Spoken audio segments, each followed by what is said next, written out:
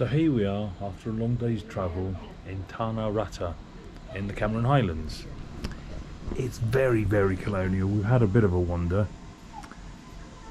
There are old British houses, obviously from the 1880s all the way through to sort of mid-1900s. The house next door is a B&B, I think it's called Forest View, Weir Hill View. But the garden behind looks like a really nice Sussex garden with nice trees, and behind it is the forest. That is cool. It's going to get down to about 18 degrees tonight. It was only up to about 24 or 5 today, so nice and cool. A few days to relax, to chill, to stop sweating before we start again. We have had a lovely day. We've been mooching around Cameron Highlands. It's my new favourite place in Malaysia because it's cool. Basically, it's about the same temperature as your average British summer. So this evening we are in Orchid Food Corner, sorry. Bit like the hawkers in Singapore, but it looks like there's one person that controls everything. He chatted us up beautifully last night and convinced us to come back today to try a fish. So there's some fish on the side, you choose your fish. You were worried about it. Well, I was a bit worried about it because it looks like it's been sat out there for ages, but we came in, first thing we did, they're covered in cling film, you put your hand on it and it is freezing cold, so they obviously changed them over from the fridge so it's not been sat there since 10 o'clock this morning, cooking slowly. So we've ordered that, we've taken his recommendation, we're going to have it steamed with ginger, and we've ordered some rice and some vegetables to go with it, and 2 hot lime teas. I'm quite excited about it. It's going to be good. I haven't had fish for ages. Well, I've got to say, when the fish arrived, we were starving. So all we can show you is the remnants of what's left. That was, for me, delicious. For Claire, is a little bit spicy. It wasn't a little bit spicy, my mouth is on fire, but it's very tasty. I think tomorrow, if we come back here, which we probably will now, because we know what we're getting for our money, we're going to ask for it with no chilli. Yes. Might do sweet and sour fish tomorrow. However, the bonus is, because the sauce was so hot, it meant that Tom let me have even more of the fish than normal, because the fish meat itself wasn't too spicy, so bonus is all round. Well, at least she realises that. Hopefully she'll be nice to me later. Oh, I don't know about that. As we travel on a budget, we don't normally do tours, but the host of the hotel and now great friend of ours, Gandhi, suggested a tour that would really do everything we wanted. Tea plantation, we go to a butterfly farm, a strawberry farm. It takes us to the market, it takes us to a Buddhist temple, but the thing we really wanted to do was to go to the Mossy Forest, and that was the first port of call. At an elevation of around 2,000 metres above sea level, the hills around the Cameron Highlands are often shrouded in cloud and mist, which is the perfect place for moss, lichens, lichens and all sorts to grow, hence the name the Mossy Forest. The main tourist part of the Mossy Forest has a 2-kilometre boardwalk to walk around. Unfortunately, this was closed due to repair work, but our guide knew of a lovely walk, scramble, to go and see some of the most amazing plants. So we've just about reached the peak, up there with the flag, and the guide has just shown us a wild pitcher plant. You only ever see them in garden centres and displays. I didn't think I'd ever see it in the wild. It's phenomenal. Mind the landslide. It is quite an arrow, I know, 4 foot wide here. Hell of a view. My God, it's hell of a view. Alright, let's just hope carrying this I won't fall over. And there we go. Top of the peak, top of the mossy hill. So our guy's just given us this leaf rolled up, and it smells of raljacks. That's the stuff that they put in it for heat. It's amazing. It smells just like raljacks. That really strong smell that you think that they must put chemicals in to make it that strong, that is actually the smell of the plant. This is just the leaf, and he's just said that the berries are better because there's more oil in them. And this is what they use to actually put in heat generating. Heat generating stuff, yeah. So awesome. Everything comes from nature. Comes from nature. We're also given a piece of citronella plant. Yes, citronella and tea tree. And it is literally just the leaves.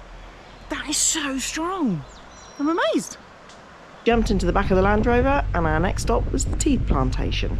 This is picture perfect. Absolutely picture perfect. But if you look, all the hills, even like the mound there, you can see the little pathways between all the tea. Up the hill, the whole lot is just tea. Anybody fancy a cuppa? So Claire's going to tell you all about tea. So, tea. Things I didn't realise. Tea is a tree. I thought it was a bush, but it's not. It's a tree. Just that they keep it trimmed down. They're all part of the Camellia family. In fact, all tea comes from the same plant. Regardless of what the tea is that you drink, it all starts off as one of these. Camellia sinistista or something, I can't remember. They just go through different processes or have different flavours added to them. So apparently there are 5 processes. They are wilted, they are rolled, they are dried, dried, sorted, and then stored for a few months to intensify the flavour. And then these ones are sent off to Kuala Lumpur to be packed. And if you have a look over there, you can see there's different colours. That's because the darker ones have been recently harvested, and the lighter ones are the bits that get picked. They're the fresh leaves on the top that get picked. So you can see that hill. Apparently they were harvesting that side last week. Next week they're going to harvest that side. Their plants are harvested about every 40 to 50 days. Yep. And these ones are about 90 years old. They go to about 110 years old before they start losing their decent production. Oh, and every 3 years-ish, they're pruned right back, obviously to give them a new lease of life and to keep them that short so that people can reach them. And there you go. That's what we learnt about tea. We've just had a cup. I had a cup of the premium. It tasted like PG without milk. You had something another. I had the Palais afternoon tea. It was very nice, a bit dry. It tasted like PG without milk again. No, it didn't. It does taste better than that, but no, it was nice. It was nice, but I'd have liked to drop a milk in it because I am a cretin, I'm afraid. Anyway, our bus is waiting to pick us up in about 10 minutes. We're just going to have a mooch around, take a few more pickies, and we'll see you at the next stop. So the next bit on the tour was a butterfly farm. I think it's very touristy set up, but they've apparently got all sorts of, not just butterflies, insects, stick insects, scorpions, bugs, snakes. So it's everything I kind of like. So it's 10 ringgit each, like £2, just under 180, 190. So let's go and have a look. The plant display here is phenomenal.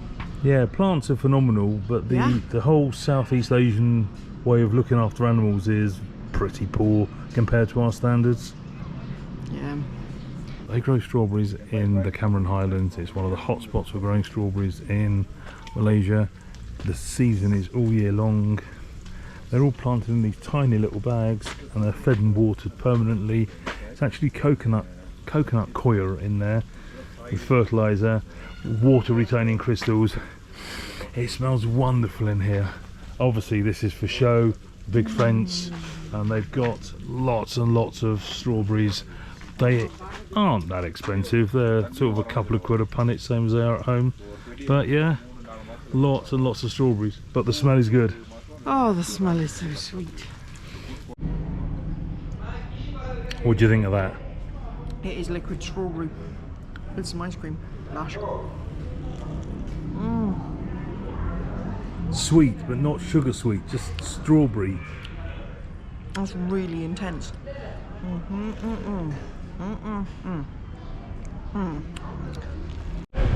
So after the strawberries were dropped off at the local market, there was a huge queue. There were police there when we came up about 9 o'clock this morning, checking cars and stuff. There's still queuing to come in. It's obviously where all the locals come on a weekend. The market. Almost every single stall is selling strawberries. They're all different prices. I guess they're all different class and stuff. We've just bought a box for 10 ringgit, which is just under £2. We've got our cheesy thing. Kunafa, I think? Whatever that is, we'll have a try that in the back of the van in a minute.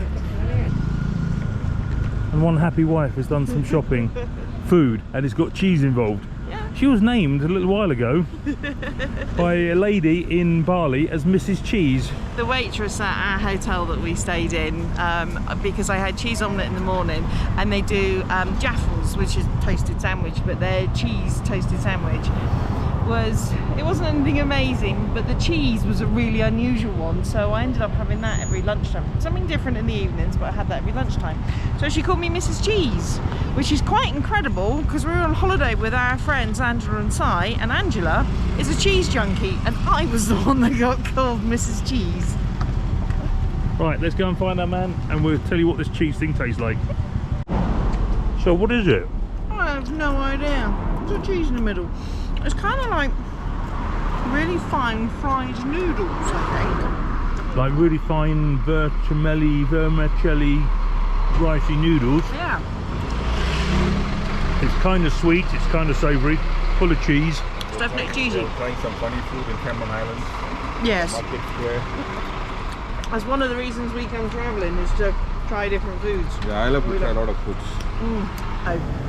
While we're waiting for this other couple to finish at the market, Tom decided to do some geocaching at Spot It, and the geocache just the other side of the road.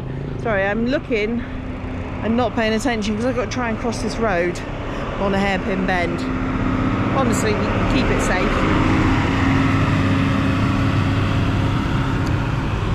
Tom, you might have to cut this bit. I might be waiting a while. We found the geocache. Hidden in there. I don't even see it, but it's in there. But check this out. Look away now for those that are squeamish. Really difficult to see because it looks like a piece of, I don't know, plastic crossed over. But if you look at it from that side, check out that. It's an all-weaver. I don't know what it is. It's the crisscross I've seen before. I've got no idea what it is. I will have to have a look. It is an enormous spider. It's fantastic. What a beauty. I nearly put my hand straight in there looking for the geocache. So really glad that I actually looked first. We're now in a place called Ipoh. We got the bus here this morning. It was 2 hours. It says 2.25. It was 2 hours. He did race around every single corner. It's only about 80 miles. But there's about 7,000 turns on it. We were getting a little bit at the end of it.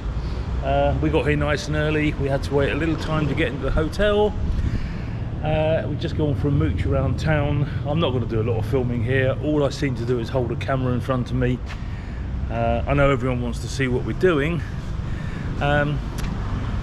Yeah, it's time for us to have a bit of a break. Like I say, we're having a mooch. We're going to go and see the Birch Memorial Clock Tower up there. We've already done a geocache. We're going to do a couple more today. Going to have a mooch down by the river, and then we're going to find a locals bar. I found one about 2 minutes from the hotel. We're going to go and have a beer. And tomorrow we've got a couple of Buddhist temples to do. Yes, one of which is in caves. So I'm looking forward to seeing that because we like a temple and we like caves. I like a temple, Claire likes a temple, I love a cave. Claire's never really sure, but she gets dragged in. But when you tell her there's a Buddhist temple, which are always bright and happy and cheery, and full of bald monks and orange gowns. Oh, must be time for prayer again. Here we go. Luckily we couldn't hear this too loud from our hotel earlier. Oh, and there's the mosque behind those trees, so we're going to hear that singing, and the bells are going as well. My god, it's noisy. So we had a day mooching yesterday afternoon and a couple of beers at one of the oldest pubs we've ever seen. And today we've got ourselves a grab. It's a taxi app here, a bit like Uber. Uber have been banned from Malaysia, to the Sam Po Tong Temple. It's built into the limestone hills here, and has been awarded the best kept gardens in Malaysia with a pond. It is quite fabulous actually. It's been here for quite a long time. We are just going to mooch today. There's two temples that we wanted to see here. This is one, the other is in a cave, a bit like the Batu that you saw a week or two ago. I'm not sure we're going to get there. We might do. We'll see later. But yeah, just going to have a mooch around here today. I do love these bonsais. They've got loads here. But isn't it sad that they have to chain it so people don't steal it? Is it chained? Yeah, look at the one over there. It's all chained up. It is a sad world that we're living in, where you have to chain up a bonsai plant at a temple so it doesn't get stolen. But that does look like the chain's going into it. That's been there a very long time by the look of it. So this place in the cave is very much a temple for praying, for worship, rather than for bling. I mean, it's just in a cave. They've painted some of the walls. There's a little bit of building, but it is a temple for worship. I know tourists come here, and it is touristy, but it's not a tourist destination as such. It's really quite nice to see something that feels more authentic. Certainly in Thailand, the Buddhist temples are very, very blingy, whereas the Chinese Buddhists are somewhat more sedate. Yeah. It's nice. It is actually quite nice to see the difference. But these caves, obviously this used to be a tunnel, water ran through here. This would have been worn out by water millions of years ago. These are limestone caves. Really quite pretty, the whole lot. I am surprised how run down some of this looks. That building doesn't look like it's used. The gates are well and truly shut. But what a magnificent building. And look at the view. It is, as I keep saying, fabulous. It obviously is in use on a daily basis, but not everything. Those gates, yeah, look proper shut. No one's been there for a long time. In a minute we'll see some old fella come out and unlock it probably, but... Plants growing out of it, out of the roots. Like nature taking it back. Everywhere you don't fight nature, nature recovers and takes everything back over so quick. I mean, those trees are kind of growing. Obviously they were planted, well maybe, but yeah, look at it all growing. It is overgrown. My God, it is awesome here. Gotta say, yes, I think we both, that's more like it. I think we both like Malaysia more than we could have imagined. Yeah, it's just, yeah, it's not on the Western tourist trail anywhere near as much as the likes of Thailand and Vietnam. Every backpacker does Thailand, Vietnam, Cambodia, Laos, places like that, but not so much Malaysia. And they're missing out, they really are. But it also means it's less Touristy. Less touristy, it's much more genuine. Less commercial, less set up for tourists. You see a lot more real people. I mean, Taman Negara for us was fabulous. Yeah. You go to a restaurant when the Westerners go to bed about 8 o'clock because they're knackered from walking all day, and it's full of locals. Yeah. But you're not looked at like an idiot. You're not stared at. No, they want to help you. They want you to get the best out of their country. They want you to enjoy yourself. So up until here, this is the 5th place that we've stayed. So the previous 4 places, we've got 2 people from 2 different locations that are still in touch with us. They're still sending us messages. Do we need help with anything? Do we want any advice on where to go next? They genuinely want you to enjoy their country and get the best out of it. I've never encountered it that much in another country before. In fact, last night, our first night here, having left the Cameron Highlands, I got a WhatsApp message from Gandhi, who was our receptionist, and he said, "Oh, I've been to that bar. It's a lovely bar." He is a slipped Islamic Muslim, and he's quite funny the way he went, "I've slipped." He does like a beer. Yes. And at 10:15, he sent me a message. I didn't tell you this last night. 10:15. Oh, I'm home now. Good night. Oh, really quite sweet. So him. it is lovely. Yeah. Anyway, we're going to carry on. We've waffled for about 3 minutes now, I think. So we're off. I do love their statues. There's so many of them. So many of them, and they're so different. Everyone. I'm sure everyone. Big beards.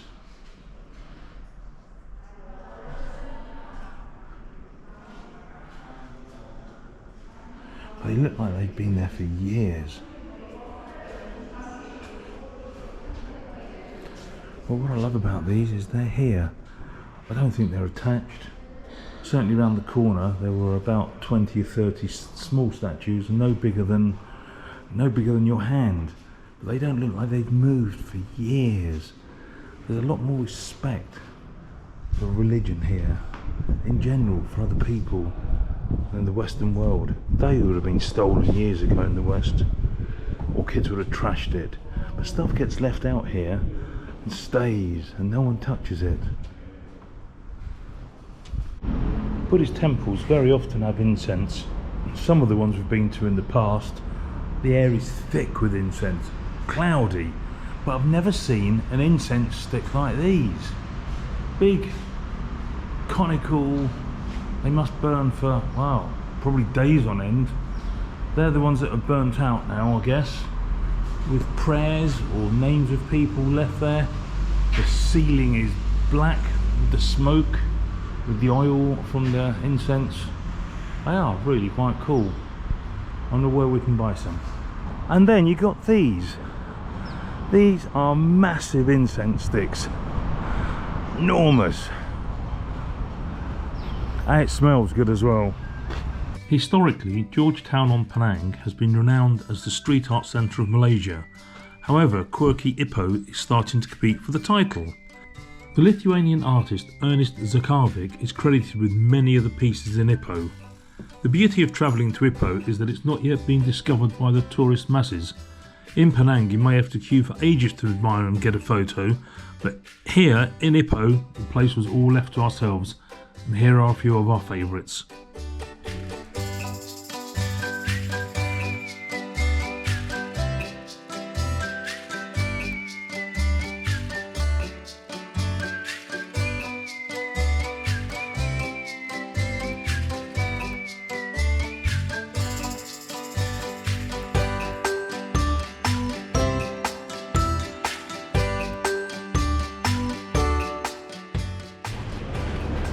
Dinner today was thick noodles with pork and some prawns in a brown sauce, and we're going to watch Claire try and eat something thick, slippery noodles with chopsticks.